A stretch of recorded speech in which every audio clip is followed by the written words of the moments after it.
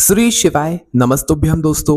आप सभी लोग जानते हैं कि 23 सितंबर 2024 को है पितृपक्ष की शिवरात्रि। दोस्तों, हर महीने पड़ती है एक मासिक शिवरात्रि, पर जब पितृपक्ष में शिवरात्रि आती है, श्राद्ध में शिवरात्रि आती है, तो शिवरात्रि का बहुत ही बड़ा और विशेष महत्व होता है। और दोस्तों, पंडित जी ने अपनी अभी की ही इस पितृपक्ष की शिव महापुराण कथा में इसी मासिक शिवरात्रि के दिन, इसी पितृपक्ष की शिवरात्रि के दिन किए जाने वाले ऐसे 3 बड़े विशेष उपाय बताए हैं, जो कि हम आपको इस वीडियो में बताने वाले हैं। आप अपने अनुसार इन उपायों को कर सकते हैं। और दोस्तों, ये वीडियो विशेष रूप से उन लोगों के लिए बहुत ज़्यादा ज़रूरी है जिन लोगों को भाई अपने जीवन में अभी तक सफलता नहीं मिली है। चाहे पढ़ाई को लेकर ले लो, चाहे नौकरी को लेकर ले लो, चाहे किसी इंटरव्यू को लेकर ले लो, चाहे किसी भी चीज़ को लेकर ले लो, चाहे आप बड़े हो, चाहे आप छोटे हो। अगर आपको सफलता चाहिए, अगर आपको नौकरी चाहिए, अगर आपको इंटरव्यू में पास होना है, अगर आपको किसी अच्छे कार्य में लगना है, अगर आपको अच्छा पैसा कमाना है, तो आप लोगों को 30 सितंबर के दिन, इस पितृपक्ष की मासिक शिवरात्रि के दिन, इस एक बेलपत्र वाले उपाय को जरूर करना चाहिए। दोस्तों, आप लोगों ने सुना होगा, पंडित जी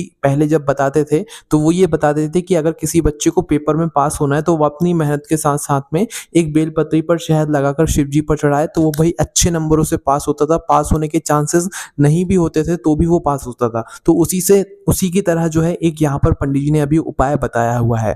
देखो, इस उपाय को उसी व्यक्ति को करना है जिस व्यक्ति को पेपर में पास होना है, जिस व्यक्ति को नौकरी चाहिए, या जिस व्यक्ति को इंटरव्यू में पास होना है। चाहे आप बड़े हो, चाहे छोटे हो, कोई फर्क नहीं पड़ता, आप इस वाले उपाय को कर सकते हो। ठीक है, पर ये वाले जो उपाय हम आपको इस वीडियो में बता रहे हैं, ये उपाय सिर्फ और सिर्फ कब आपको करना है?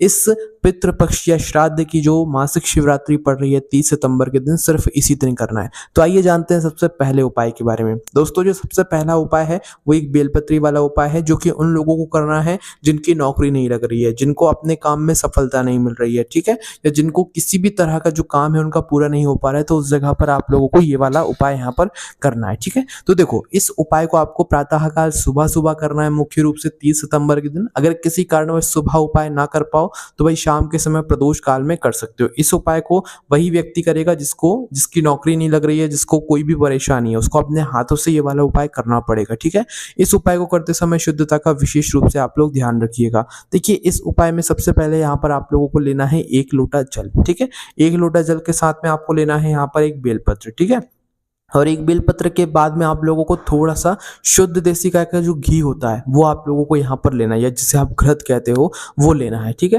तो थोड़ा सा शुद्ध देसी गाय का घी अपने पास में रखना, एक बेलपत्र रखना, 1 लोटा जल रखना, और पहुंच जाना अपने ही घर के पास में जो शिव मंदिर है वहां पर। कब पहुंचना है? इस पितृपक्ष की मासिक शिवरात्रि के दिन। ठीक है, और अगर यही उपाय आप सुबह ना कर पाए हो, शाम के समय कर रहे हो, तो उस जगह पर आप लोगों को एक घी का दीपक लेकर जाना है। ठीक है, वो दीपक कैसा होगा? वो दीपक होगा दोस्तों यहाँ पर गोलबाती का, शुद्ध देसी गाय की घी का वो दीपक होगा।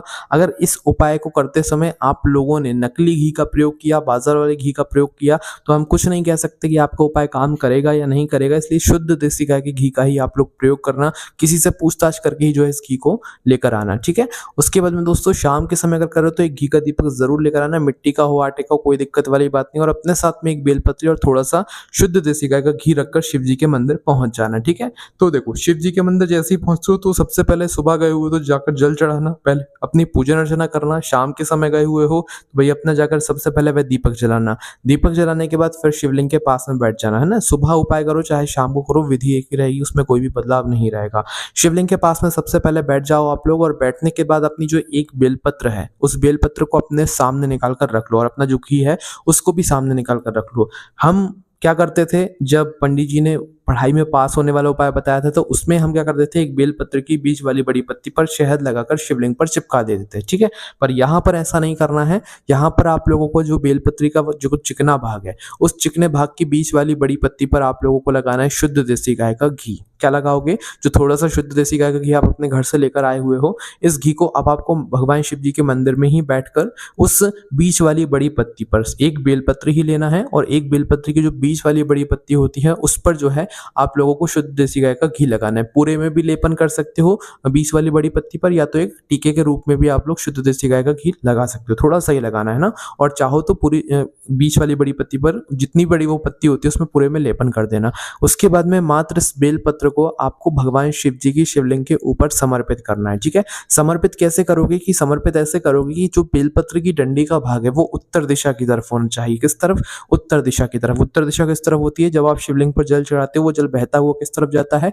उत्तर दिशा की तरफ जाता है। ठीक है, तो जिस तरफ जलाधारी हो उस तरफ उस बेलपत्र की डंडी का मुख करके बेलपत्री को जो है उल्टा करके शिवलिंग पर आप लोग चढ़ा देना। ठीक है, और भगवान से फिर उसके बाद प्रार्थना करना कि भगवान मेरी नौकरी नहीं लग रही है, मैं बहुत समय से प्रयास कर रहा हूँ, मेरी तरफ से मैं पूरी मेहनत कर रहा हूँ, इस बार मैं मतलब अच्छे से पेपर दिया है तो आपका आशीर्वाद देना और मेरी ये नौकरी लग जाए या मेरा जो भी काम है भाई वो हो जाए। ठीक है, अपना जो भी काम है उसके बाद आप लोग बोल सकते हो। विशेष रूप से बच्चों के लिए है जिनकी नौकरी नहीं लग रही है, वो ये उपाय करें, उनकी नौकरी अगले जो पितृपक्ष होंगे ना उससे पहले पहले लग जाएगी। जितने उपाय हम आपको इस वीडियो में बता रहे हैं ना, अगले पितृपक्ष आने से पहले पहले आपकी वे सारी कामनाएं जो है पूर्ण हो जाएंगी। ठीक है, तो ये तो हो गया पहला उपाय जो कि एक बेलपत्री वाला उपाय है, जो कि नौकरी के लिए या अपने काम को पूरा करवाने के लिए। ठीक है, अब हम बात करते हैं अगले उपाय के बारे में। दोस्तों, अगला उपाय उन लोगों के लिए है जिनकी शादी नहीं हो रही है ना, सालों साल हो गए हैं, उम्र बढ़ती गई है पर शादी का कोई यहाँ पर संयोग नहीं बन पा रहा है। तो भाई उन लोगों के लिए भी ये एक ऐसा उपाय पंडित जी ने बताया हुआ है। इस उपाय को अगर आप लोग कर लेते हो तो भाई अगले पितृपक्ष से पहले पहले आपके शादी विवाह जो है वो पक्का हो जाएगा। ठीक है, इस उपाय में आपको क्या करना है वो सबसे पहले यहाँ पर सुन लो। इस उपाय में आपको लेना है सिर्फ और सिर्फ शुद्ध देसी गाय का घी। क्या लोगे? शुद्ध देसी गाय का घी जो है थोड़ी ज्यादा मात्रा में जो है आप लोगों को लेकर भगवान शिव जी के मंदिर सुबह सुबह पहुंच जाना। ये उपाय मुख्य रूप से सुबह के समय होगा, ये वाला उपाय शाम के समय नहीं होगा। ठीक है, तो भाई अपने साथ में क्या करना है आप लोगों को, थोड़ा सा शुद्ध देसी गाय का जो घी है वो लेकर चले जाना है ना। और लेकर जाने के बाद क्या करना है कि जैसे आप भगवान शिव जी के मंदिर में पहुंचते हो, अब आप लोगों को शुद्ध देसी गाय के घी को भगवान शिव जी के मंदिर में लेकर पहुंचना। देखो, घी वही होना चाहिए जो गाय के दूध से बना हुआ हो, है ना, शुद्ध देसी गाय का घी। पंडित जी ने विशेष रूप से उपाय को करते समय यहाँ पर बोला हुआ है क्योंकि पितृपक्ष की जो शिवरात्रि होती है उसका बहुत ही बड़ा विशेष महत्व होता है और उस दिन शुद्ध देसी गाय के घी का बड़ा महत्व होता है। ठीक है, तो इस दिन इस बात का आप लोगों को ध्यान रखना है। तो अपना जो घी है उसे शिवलिंग के पास में लेकर बैठ जाना। जाते से जल नहीं चढ़ाना है, जल हमें बाद में चढ़ाना है। पहले शिवलिंग के पास में जाकर बैठना और अपने सीधे हाथ के तिले में थोड़ा सा घी लेना, उस घी को शिवलिंग के ऊपर रखना और फिर इस घी से जो है पूरे में शिवलिंग का जो है लेपन कर देना। सिर्फ और सिर्फ शिवलिंग का आपको लेपन करना है, जलाधारी का लेपन नहीं करना है ना। तो जैसे ही आप लोग पूरी शिवलिंग का लेपन कर देते हो, शिवलिंग का लेपन करने के बाद दोस्तों आपकी एक उंगली में जो घी लगा हुआ होगा, क्योंकि आपने जब शिवलिंग के ऊपर लेपन किया है तो आपकी सीधे हाथ के तिले की सभी उंगली में घी लग गया होगा, है ना। तो भाई आपको करना क्या है, मात्र उसी उंगली, उसी हथेली को लेना है और उसकी एक उंगली लेना है जो कि आप जिससे टीका वगैरह लगाते हो, वो उंगली लेना है और वो उंगली को जो है आपको माता अशोक सिंधु जी वाले स्थान पर पीबरी का नाम लेते हुए लगा देना है। क्या नाम लेना है? पीबरी, है ना।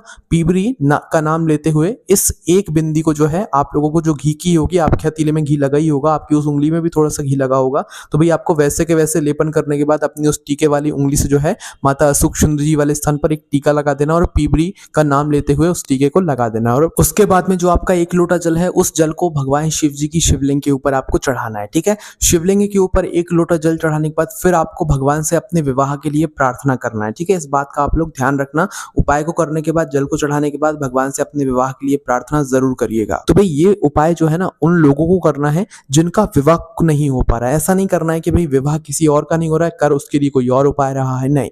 जिसका विवाह नहीं हो रहा है उसको अपने हाथों से ये वाला उपाय करना पड़ेगा, तभी उसको इस उपाय को करने का फल यहाँ पर मिलेगा। ठीक है, तो इस बिंदी को उस माता अशोक सिंधु जी वाले स्थान पर पीबरी का नाम लेते हुए जो है लगा देना है और भगवान से वहीं पर बैठे बैठे प्रार्थना कर लेना है अपने विवाह के लिए। आप खुद देखेंगे कुछ ही समय के अंदर आपका विवाह बहुत ही अच्छी जगह जो है पक्का हो जाएगा, है ना। अब दोस्तों जो तीसरा उपाय बताया हुआ है इस मासिक शिवरात्रि का, जो कि कब पड़ रही है, इस पितृपक्ष में पड़ रही है। तो भाई ये उपाय उन लोगों के लिए है जिनकी संतान नहीं हो पा रही है, जिनका जो गर्भ है वो धारण नहीं कर पा रही है माताएं बहनें, तो भाई उन लोगों के लिए ये वाला उपाय है। इस उपाय में भी आप लोगों को शुद्ध देसी गाय के घी की आवश्यकता है, इसलिए हम आपसे वापस से कह रहे हैं, इस उपाय में गाय के बने हुए दूध से जो घी होगा वही प्रयोग होगा, मिलावटी बाजार का घी प्रयोग नहीं होगा। तो इस उपाय में क्या करना है, इस उपाय में भी आप लोगों को घी लेकर जाना है और एक लोटा जल लेकर जाना है।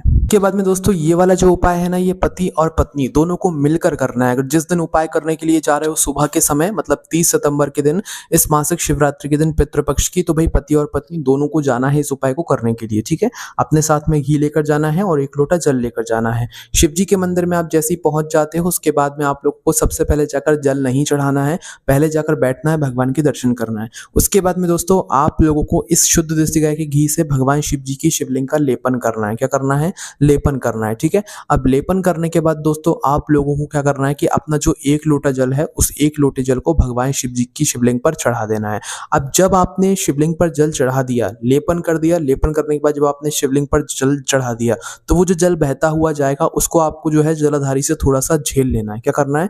थोड़ा-सा झेल लेना है, जिसमें घी के भी कण मिले हुए होने चाहिए। इसलिए हमने आपसे कहा कि पहले अच्छे से लेपन कर देना शिवलिंग के ऊपर, उसके बाद में फिर जल चढ़ाना, ताकि जल जो है वो आपकी घृत से होता हुआ शिवलिंग को स्पर्श करता हुआ जलाधारी से नीचे गिरेगा, ठीक है। और फिर उस जल को जो है थोड़ा-सा आपको झेलना है, थोड़ा-सा झेल कर घर लेकर आना है, ठीक है। घर लेकर आकर भगवान से प्रार्थना करके ज़रूर आना संतान प्राप्ति के लिए, है ना। और फिर घर जैसे ही लेकर आते हो तो घर आकर पति और पत्नी को एक साथ इस जल का थोड़ा-थोड़ा आचमन कर लेना है, जिसके अंदर घी के भी कुछ कण होंगे, है ना, क्योंकि आपने पहले घी का लेपन किया, उसके बाद जल चढ़ाया, उसके बाद ही आप लोग ये जल झेल कर लेकर आए हुए। तो घर आकर पति और पत्नी को दोनों का जो है इसका जो है आचमन कर लेना है थोड़ा-थोड़ा पानी का, है ना, जिसके अंदर घी भी मिला हुआ होगा। तो भाई इस तरीके से जो है ये वाला उपाय करना, ये संतान प्राप्ति का उपाय है। अब दोस्तों ये हम आपको एक विशेष उपाय बात यहाँ पर ये बता देते हैं कि ये उपाय पंडित जी ने अपनी अभी की पितृपक्ष शिव महापुराण कथा में बताया हुआ है।